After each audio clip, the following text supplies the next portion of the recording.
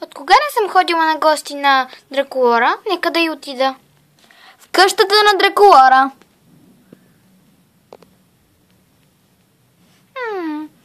Какви факти ли има тук? Дин-дам! О, някой звъни. Ще отида да видя кой е. О, здравей, Рошел! От кога не сме се виждали? Може ли да дойде на гости? Разбира се, влизай. Съжалявам, че тук е толкова разхвърляно, но до сега писах разни неща по компютъра ми. О, няма проблем. Седни. Добре. Защо си тук? Да поговорим за нещо. Ами да, само искам да ти кажа, че ще има парти и в твоята къща госпожа Блад го организира. Ще дойдат всички монстър хайки. Почти всички, които са свободни и ще празнуваме ето така просто. Все пак, нали, понякога трябва да имаме партита. Как? Какво? Не забрави ли? Джиджи имаше рожден ден. Още по-добре ще й празнуваме рождения ден и ще бъде голям купон. Разбира се, кога ще? Тази вечер от 8 часа. Супер! Но сега е 6 часа. Много малко време имаме да се приготвим. По-добре трябва да си тръгваме и да се оправяме. Да, точно това щях и аз да кажа, за да може... Много малко време имаме. Само 2 часа. Да, хайде.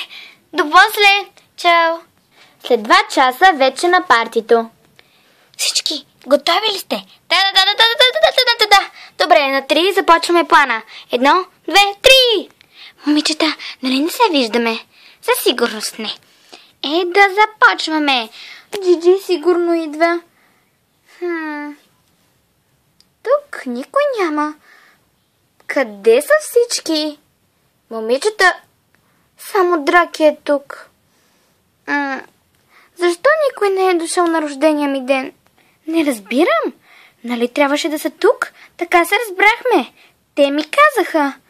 Ще взема този стол и ще седна да ги чакам. Дано скоро да се появят от някъде. Чаквам скоро да дойдат. Здравей! Здравей! Момичета! Ау! Заболя ме всичко. Тъпчеш ме! Спри да ме тъпчеш! Вече го каза. Престани! Ау! Оперете, пускай музиката! Добре! Момичета! Диска се развали. Не! Какво ще правим? Ще го понясваме, значи, без никаква музика и такива неща. Все пак е забавно, нали? Да! Не! Изгасна тока! Какво ще правим сега? Така също може да го понясваме. We are Monster High!